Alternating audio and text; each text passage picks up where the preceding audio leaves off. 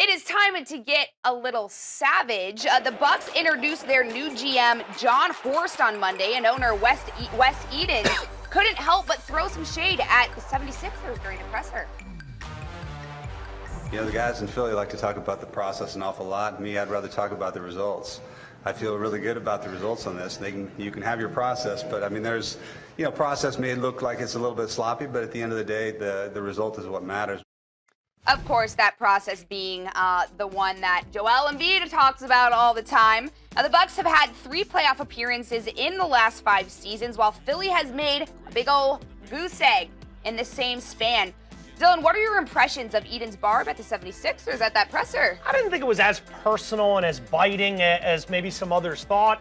I just think nowadays the term we use, and admittedly sometimes lazily use, for a team that bottoms out is trying to figure out a way to get back towards the top when you have an era of super teams and great players, and a team like Philly who wins, 9, 11 games a couple of years ago. They were absolutely terrible. How that bottoms out and tries to form some semblance of competing yet again, they happen to call the process. And then Embiid ran with it, nicknamed and donned himself the process, and the rest is history. So I do think this is more comments regarding, look, it's great to have a plan and to lay it all out and see if we do this and we hold back and we have a little patience and we tank a little and we get this pick, we get a little lucky in the lottery. Then the process can kind of grow up to be some beautiful results and lead to championships.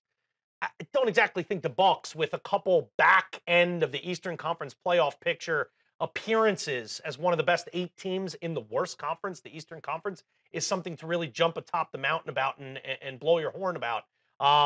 Sure, the Bucks have been good. Antetokounmpo is one of my favorite players in the league, and I think Giannis, to build around that and the way they put together a very savvy contract extension to have him in Milwaukee for many more years was awesome. I love that. We're still looking at a 6, 7, 8 seed that can't get out of the first round. That's a problem. That's not results. So before I start pointing fingers better than this, more results than that, I'd get a little deeper into the playoffs and worry about your own situation, whether it's process or results. I'd worry about the challenge at hand of making the Bucks a competitive team than looking at anyone else and seeing how they're doing with their development. It is interesting. It was directed at a team that also has a very strong young core. The Bucks known for theirs, and obviously the 76ers, if they get Markelle Fultz, also known for their young core. And these 2 teams will be competing for the next several years. So yeah, the more they have to say, the more it just... Hopefully they keep saying stuff and makes it more interesting spicy, of a narrative. Yeah, exactly.